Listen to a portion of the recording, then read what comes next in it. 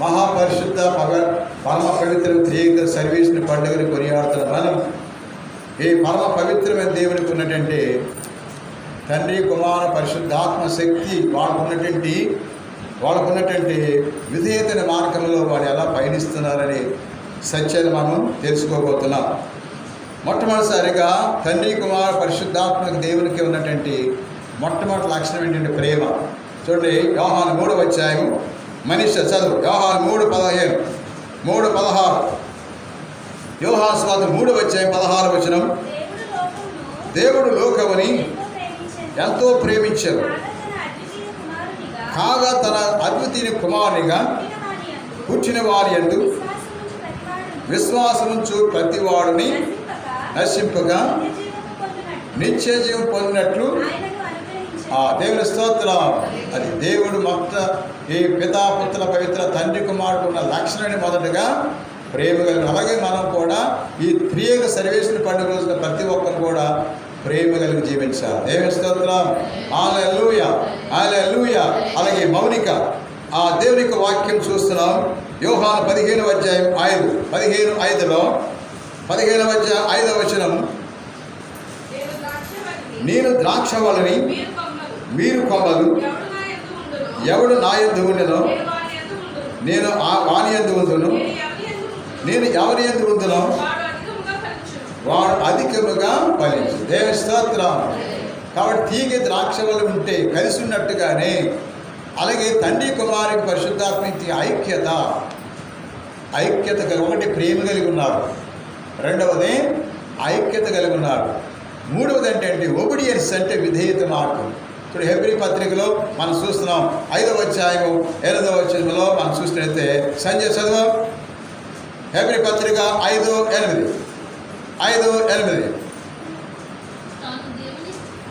తాను దేవుని పుత్రుడైన కూడా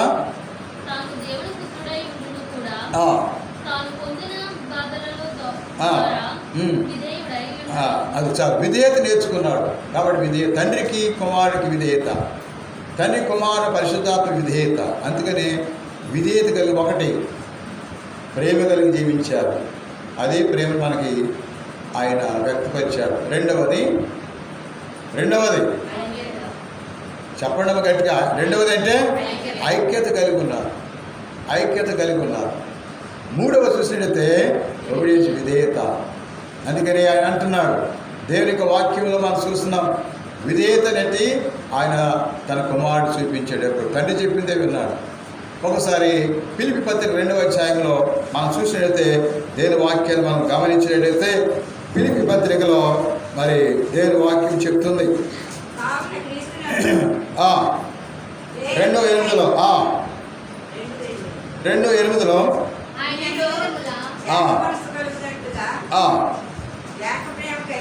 ఏక ప్రేమ కలిగి ఉండి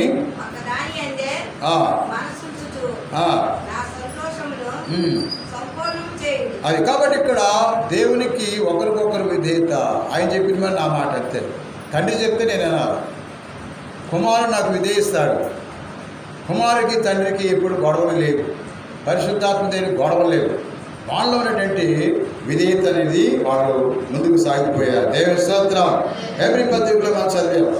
అలాగే లూకాసు వార్త 2వ అధ్యాయం 51వ వచనం. అమ్మ నువ్వు చదువు పల్లవి. 2వ అధ్యాయం 51. లూకా 2వ అధ్యాయం 51. అంతటి యేసు వారితో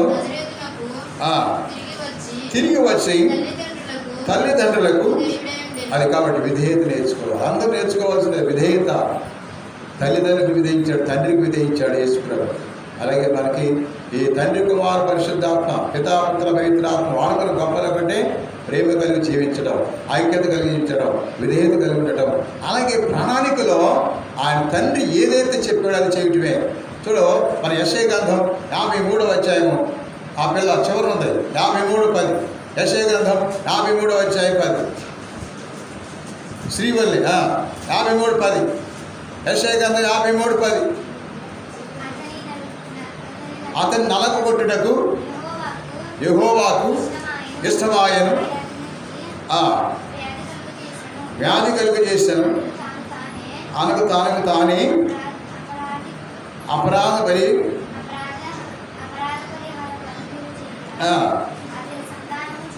చూచును.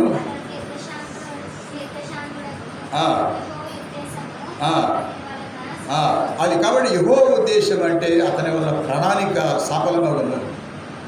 అందుకని యెషయా గ్రంథంలో చెప్పాడు, తండ్రి చెప్పినట్టు కుమారుడు రచుకుంటాడు, ప్రాణాన్ని గీశాడు, ఆ ప్రాణానికి నెరవేర్చాడు యేసు ప్రభు.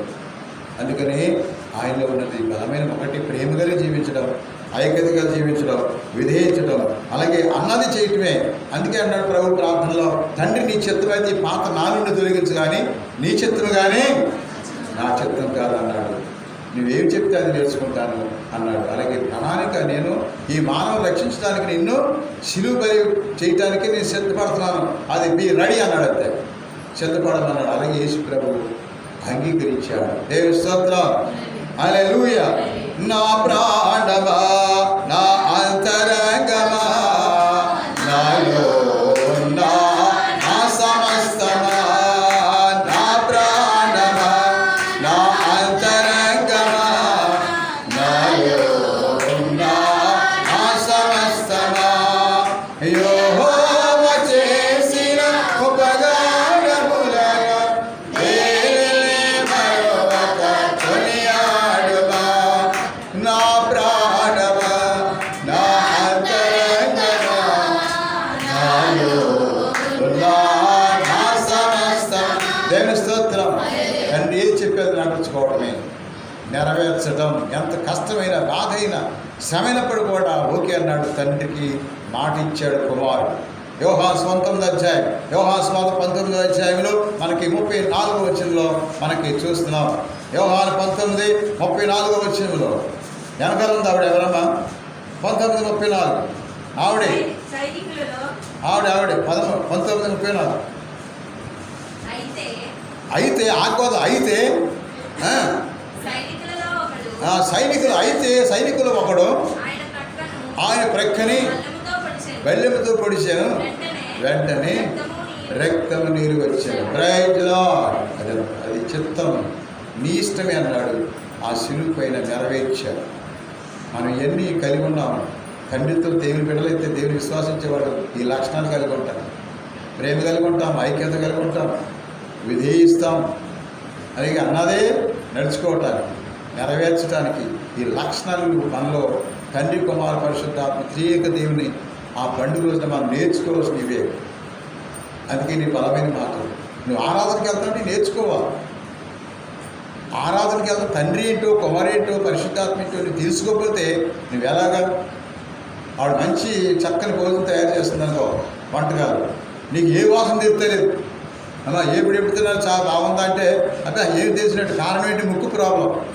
ఏ ప్రాబ్లం? అంత ఏపుతుంటే నీకు ఏ మాత్రం స్మెల్ రావట్లేదంటే ఈ ముక్కు పనిచేస్తారు. ఆవిడన్ని గట్టిగా అరుస్తుందంటే నీకు కనీసం చెవికి కూడా ఏం తాగడం, ఆ చెవి కూడా ప్రాబ్లం. అర్థం చెప్పేది. అందుకని నాడు దేవుని యొక్క పరిపూర్ణ దేవుని మనం ఆరాధించడానికి వచ్చినప్పుడు నీ ప్రవర్తన, జాగ్రత్తలు, భక్తితో నేర్చుకోవాలి. గుళ్ళోనే కాదు, బయటకు వెళ్ళినప్పుడు కూడా ఆయన సాక్షిగా ఉంటారు. 2 రకాల మనసు దేవునికి ఇష్టం ఉండదు. దీవు మనసు, గుళ్ళో కాస్త సైలెంట్నెస్, బయటకు వెళ్ళిన తర్వాత మన ఇష్టాసారి ప్రవర్తిస్తూ వస్తున్నాడు. దేవుని స్తోత్రం. బయటకు వెళ్ళినప్పుడు కూడా దేవుడిని ఇతరులకి సాక్షిగా ఉన్నారు. అందుకే అంటున్నాడు ఫిలిప్పీ పత్రిక మనం చదివినట్టయితే 2వ అధ్యాయంలో మాట్లాడుతున్నాడు. 2:16 వాడాలమ్మ. 2వ అధ్యాయం 16 వచనంలో అక్కడ మనం చూస్తున్నాం ఏమని. 2వ అధ్యాయం 16 వచనం అక్కడ నేను దేవుని వాక్యం చెప్తుంది. 2వ అధ్యాయం 16 ఫిలిప్పీ పత్రిక 2వ అధ్యాయం 16 ఏమంటాడంటే, అట్టి జనం మధ్యన, ప్రజల మధ్యన మీరు జీవాక్యం అంటిపెట్టుకున్నారు కాబట్టి మీరు వెలుగులాగా ప్రకాశిస్తున్నారంటూ మాట్లాడు. 2:16 మీరు అట్టి జనం మధ్యన అంటున్నాడు. ఏమని? అట్టి జనం మధ్యన మీరు జీవాక్యమని చేతపట్టుకుని లోకమందు జ్యోతుల వలె. దేవుని స్తోత్రం. అందు చెప్పబట్టండి. అందుకే యేసు ప్రభుని ఆరాధించి, తండ్రిని ఆరాధించి, కుమారుని ఆరాధించారు. లోకానికి ఎలా కనపడుతున్నారు? జ్యోతులుగా. అందుకని ప్రభు అన్నాడు, నేను లోకానికి వెలుగై ఉన్నాను, మీరు కూడా లోకానికి వెలుగు. దేవస్తోత్రం. మీరు కూడా ఏమైనారు? లోకానికి వెలుగు. యోహాను సువార్త 8:12 కార్తీక్ యోహాను 8:12 అంటున్నాడు. ఏమని అక్కడ మనం చూసినట్టయితే ప్రభు మాట్లాడుతున్నాడు. యోహాను 8:12 నీకు గొంతుకు ప్రాబ్లం ఉంది, విక్స్ తీసుకురావాలి, అప్పుడు కానీ మళ్ళీ చదవాలి. విక్స్ తీసుకురామన్నాడు. ఓకే. కాబట్టి ఇక్కడ ఏంటంటే నేను లోకానికి వెలుగై ఉన్నాను, మీరు కూడా లోకానికి. జేవియర్ ఆ వాక్యం చదువు. యోహాను 8:12 చిన్న వాక్యమే. యోహాను 8:12 మరల యేసు నేను లోకములకు వెలుగని, నన్ను వెంబడించేవాడు చీకటిలో నడవక జీవపు వెలుగు కలిగి ఉండునని వాడితో చెప్పారు. దేవుని స్తోత్రం. నన్ను వెంబడించేవాడు జీవపు వెలుగు. అందుకే తండ్రి, కుమార, పరిశుద్ధాత్మ, పితాపుత్ర, పవిత్రాత్మ త్రియేక దేవుని అనంతమైన శక్తితో మనం నింపబడాలి. అందుకే మంచి పాట. ఏ పాట అది? వందనమో వందనమో త్రియేక దేవునికి, వందనమో వందనమో త్రియేక దేవునికి. దేశము ప్రజలను సృష్టించి పిలిచి రక్షించువో భగవా. దేశము ప్రజలను సృష్టించి పిలిచి రక్షించువో భగవా. ఎప్పుడు ఎప్పుడు కాయము దేవా, ఎప్పుడు ఎప్పుడు కాయము దేవా, హరించుమా మరలా. వందనమో వందనమో త్రియేక దేవునికి, వందనమో వందనమో త్రియేక దేవునికి. దేవుని స్తోత్రం. ఇప్పుడు తండ్రి, కుమార, పరిశుద్ధాత్మ దేవుడు మనలో ఉన్నాడా? ఉన్నాడా లేదా? ఉన్నాడని నువ్వు ఎలా తెలుసుకుంటావు? మనలో ముగ్గురు ఉన్నారు. దేవుని స్తోత్రం. మొట్టమొదటి ఏంటంటే తండ్రిగా ఆలోచింపజేస్తున్నాడు. ఒక ప్రణాళిక, ఒక కార్యం చేయాలంటే, పని చేయాలంటే నీకేం కావాలి? ఆలోచన. దేవుని స్తోత్రం. ఆ ఆలోచన ఇచ్చింది తండ్రి నీలో ఉంచాడు. రెండవది అంటే జాలి, దయ, కనికరం, ప్రేమ. ఒకసారి పాపాన్ని ఇసుకున్నా మళ్ళీ అంతలో ప్రేమగా పెట్టిన ఆలోచిస్తాం. సాయంత్రం ఒంటిపేతాను చూద్దాంగా అంటాం తల్లి, కొండలను గోరలు ఇచ్చేద్దానంటాం. మరి సాయంత్రం 4వ గారు ఏం చేస్తే బియ్యం పెట్టి దగ్గరికి వెళ్ళి ఏం చేద్దామా మళ్ళీ మొదలెడతాం. చక్కగా వండి పిల్లలకి నా వెండి కొండ, బంగారు కొండ, గుజ్జు కొండ అంటూ అలాగే చక్కగా ఉండిపోయాడు. తల్లి ఏమంది? వండనంది. కానీ ఆమెలో ఏముందంటే క్రీస్తు తత్వం, అదే ప్రేమ.